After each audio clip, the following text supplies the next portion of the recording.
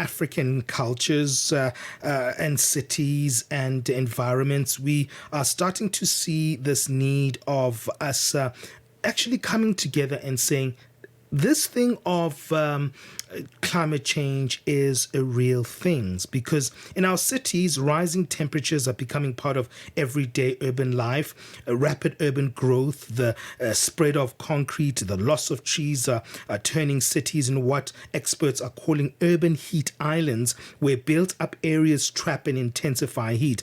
But beyond the science, this rising heat is also shaping daily life, influencing how people commute, work, shop, and even where communities gather, socialize, and rest. Experts say urban trees and green spaces could play an important role not only in cooling cities, but also in improving well-being and in creating healthier community spaces. Now, to help us on this, we are joined by Dr. Yaw Agyeman Boafo, who's a senior research fellow at the Center for Climate Change and Sustainability Studies at the University of Ghana. And Dr. Boafo has had a recent study that explores why Ghana's cities are getting hotter and how both communities and cities need to adapt. Doctor, welcome on the show.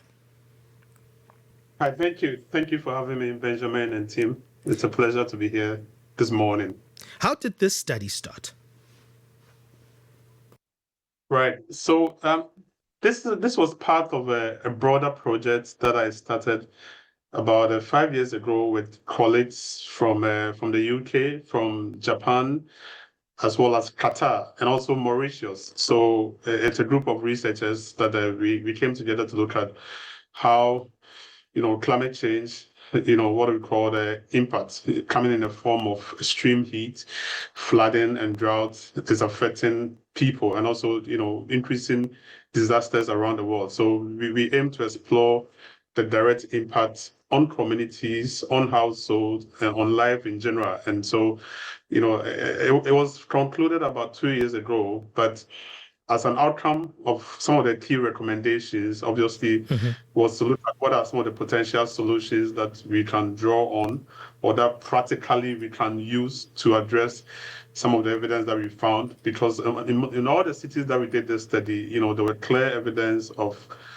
increased heat, or the amount of heat that people are generating in the cities are increasing. And this was based on meteorological records. Data from all the countries show that that's the case. And urban areas are actually much worse when you look at it. So, this is where I began to look at possible solutions and how we need to look at it from. That's so interesting. What was the methodology that you used? Because sometimes when you think about temperature, when you think about climate change, and also how we're adapting in an urbanized environment, it can become abstract. What was your methodology? Right. So, and again, let me highlight that this project that we call the Disaster Risk Reduction and Resilience is what we call an interdisciplinary project. What it means is that, we have experts coming from different backgrounds, from geography, even sometimes from meteorology, social scientists, ecologists, and then we come together to bring our different perspectives to the table. In terms of the methodology, specific ways that we did it, one of the key things we did was to do a lot of what we called household interviews. So in Ghana, for instance, I interviewed over 800 households across the city of Accra and Tamale in the north. And then beyond that also, we did a lot of focus group discussion. We visited communities, got them into focus group discussion in different parts of the cities to try and get their perception on, how, extreme heat, flooding, and drought is affecting their daily livelihoods. Of course, we also did interviews with what I call the key informants, stakeholders, people from the Met department, people from, city planning offices, and did that. Another innovative thing that we did was that we did what we call social media survey, or we extracted information from social media, specifically Twitter, that looks at how people report, experiences or governance of flooding or extreme heat in the city on a daily basis. So this was actually real-time data that we got from people all over the place, and then we also analyzed it. So there are components of the research which are published actually on social media and how it drives, disasters in our cities. So those were the key methodologies that we drew on.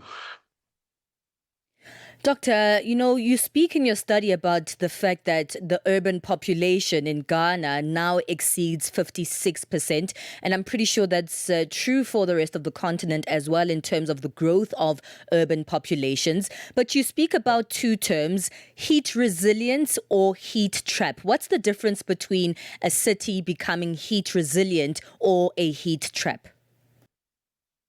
Right.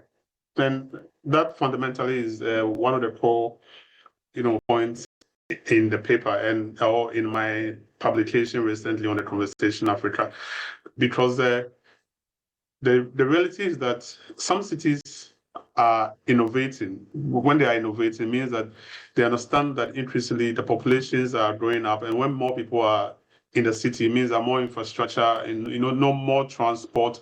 And these cities that are not planning for the future are now trapping more heat. We talk about concrete jungles. It's because obviously everybody's building it. The buildings are not just for household; they are for residential, they are for commercial. And these spaces that some in the past we used to have these spaces for what are called sometimes open spaces that were full of nature. These spaces are now being converted into different kinds of infrastructure, which are usually concrete, or when you look at it from glass, all kinds of infrastructure. And this kind of cities are trapping heat. And that's where the problem is. And many African cities find themselves in that regard. But some cities are also doing so well and now ensure that nature is kept or is integrated into the planning of the city. So, they are basically creating more parks. They're ensuring that the water bodies are able to flow. And so if you go to certain neighborhoods, there's a chance whereby the neighborhoods have their own small green spaces that they can use for various purposes. Those cities are going to be heat resilient. And the evidence is all over the world. That cities, if you go to Singapore, for instance, where they've designed their city around a lot of nature, that is a heat resilient city because trees and even different kinds of nature we know can be able to moderate the amount of heat they receive. But those other cities that clearly are not designed to incorporate nature are going to be heat trap cities. And that's what earlier on I think Benjamin highlighted the issue of the urban heat island, because when vegetation is replaced.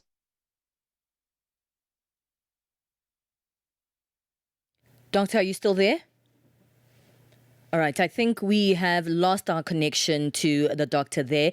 Let's try and get him back and take a break. It is time for a break nonetheless. Tell us, what do you think about this conversation? In the meantime, join our live stream. I see there on our Facebook live feed, we have Bernard Chimbayo saying, nice. Well, I hope that you continue enjoying those conversations, Bernard, as we continue with the show. This is On the Move. Let's get the doctor back and chat after this.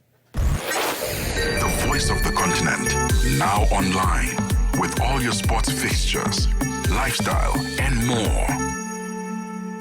Africa Matters. The conversation on climate change and financing Africa's recovery. Only on Channel Africa. We're proud to announce that Wits Business School is actually our partner. They are hosting us. The second most important thing, though, for me, is that we often go to these summits, these conferences, and you find that you never really know where to find solutions and outcomes that came out of those discussions. So Wits Business School will craft our outcomes document, which will have steps to say what are the follow-ups and how do we measure success and what do we need to do next. Across the continent, climate change is forcing tough decisions. This is Africa Matters.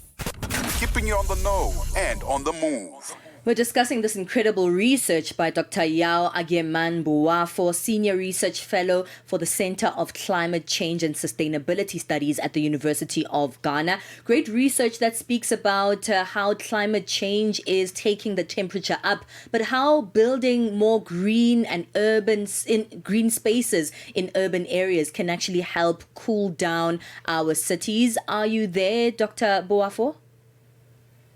Yes, I'm here. All right, I'm glad to have you back.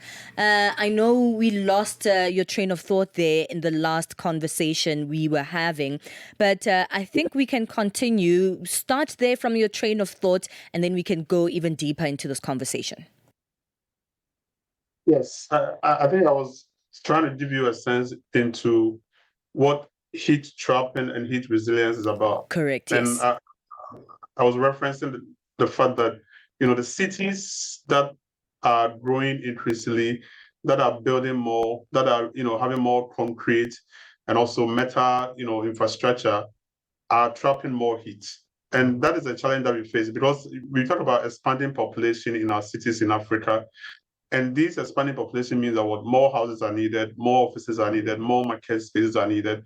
And most of the time, these cities, a lot of the planners don't tend to consider the role of nature, of trees, of river bodies, of water bodies within those cities. And the evidence has shown that in cities that are known to have a lot of greens or that have nature integrated into the lives of people or everyday, spaces for work, these cities tend to be heat resilient.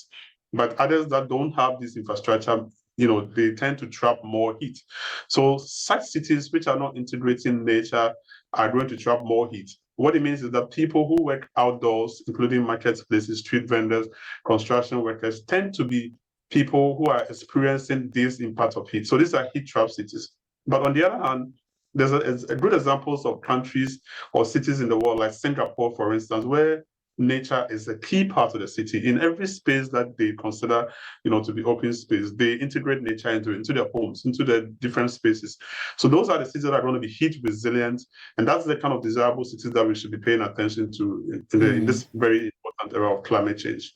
You know, Doctor, earlier I spoke about the fact that here in South Africa, years ago when I was younger, we used to have something called Arbor Day, which was a national day to build a tree or a plant somewhere. And I'm just using that as an example that, okay, it was a great initiative, but you're speaking about something bigger, something deeper that needs to take place, something that's part of urban planning, policies in building these urban cities. Give us more examples of what urban greening actually looks like outside of just we as individuals planting a tree or a plant. Good. So I was referencing cities like a city like Singapore, as a very good model that we talk about a lot, or even in Denmark, Copenhagen. What urban greening, it goes beyond just planting trees. And in Ghana, we've tried to plant trees, in different times of the year, just so that, in the medians, in the walkways. For me, my vision or the model for urban greening is greening happening in our homes. So every tree or every household need more than just one tree or more than just decorative, flowers within the neighborhoods. So if individual homes have appropriate kinds of trees within a neighborhood, you can imagine every home having like 2 or 3 trees in addition to, some sort of flowers within the neighborhood. That's fine. Then also even within neighborhood, the walkways that are found in our neighborhood could also have different kinds of plants and trees that can also play a key role in cooling the environment. Because most of the time, neighborhoods that don't have trees tend to be much hotter. Another thing that I talk about a lot is the fact that within a certain radius in our cities, let's say every 10 kilometers, we need to have an urban park. Because children, as you mentioned, when you're growing up, you used to plant trees. When I was growing up, there used to be a little more trees in my neighborhoods. But because of growing infrastructure, growing population, a lot of these trees have been cut. So if we could have in every 10-kilometer radius, we could have a small park, urban park, that neighbors or communities could just use it for their own benefit and move outside to play. And kids can go there to play. Parents can go and sit there on weekends, days that they're free instead of being in the house. Because now everybody stays at home. Of course, the world is evolving, so this is happening. So I look at these as both an individual effort at the same time a communal effort that allows us to see the benefits of trees and plants within our spaces. Because in where I work at the University of Ghana, which is the greenest part of Accra on campus, anytime you enter into the campus, you realize that the whole temperature or the atmosphere is different compared to when you are outside it and you are, in other parts of the city. So these are very important things that we need to understand. Because if I also want to highlight this, which is very important, trees are one of the most effective and affordable ways to cool our cities, not the air conditions, because they went through several natural processes, okay? First of all, they provide shade, and I think I highlighted that very clearly.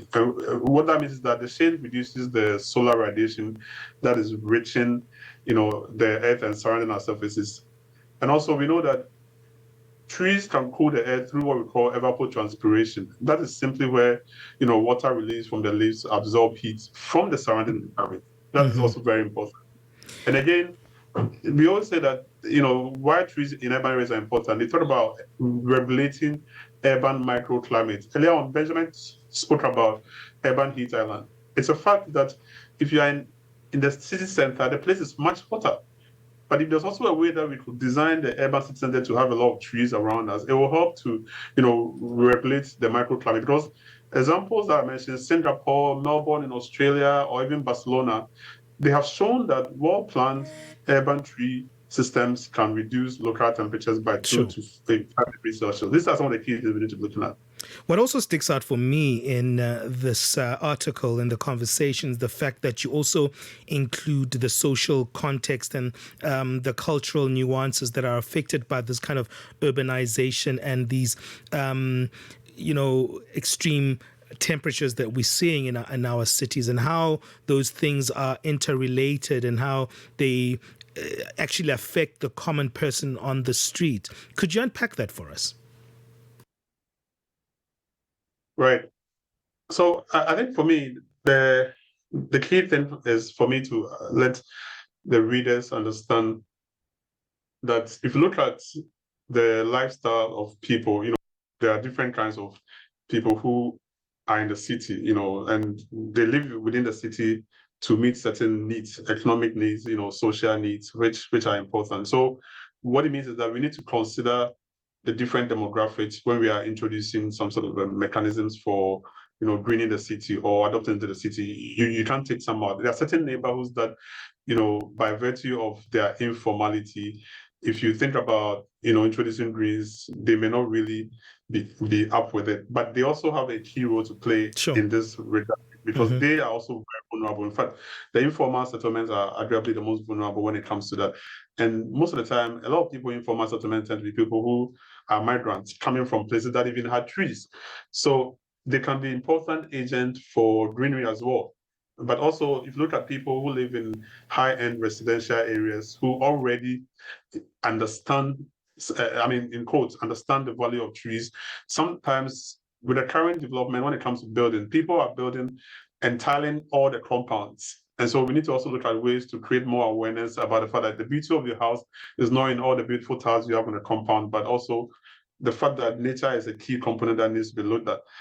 There are also other agents that we can be thinking about from the social and cultural angle, because sometimes indigenous populations, because they've lost access to land or they've lost access to any form of livelihood systems, they tend to give land away for certain kinds of infrastructure without understanding the other benefits that this nature can bring to them. But I think that we need to incorporate or involve indigenous populations in the design of our city or in the planning of our city, so that they also come to the table to accept that, look, we are all vulnerable to climate change. So we need to look at how we can get back to the past, or get back to the times when nature was a part of our living, and then make it happen. Thank you so much, Dr. Boafo, for your time this morning. This is great research indeed, very important here on the continent, and I think across the world as well. Where can we go to read this report and this research? Right. Thank you. So basically, this particular analysis that I did is on the Conversation Africa. Once you go to the Conversation Africa, you can read this one. But more of this can be, found on my research portal. I actually have a website called boafo.agyeman.com. So if you go to boafo.agyeman.com, you can read a lot of my research and these publications. But of course, if you also use my name as a search word and you use Ghana, Accra, you can find a lot of these research findings that I spoke about and be able to understand how we can all learn from some of these outputs and help plan our cities better to incorporate more trees. Thank you so much for your time. That's Senior Research Fellow at the Center for Climate Change and Sustainability Studies at the University of Ghana, Dr. Yaw Agyeman Boafo. Definitely plant a tree. I know it's not about us as individuals, but we can also try and make that change as well. 10:30 Central Africa time. We're bringing back Musibudi Makura for our latest sports. Sports.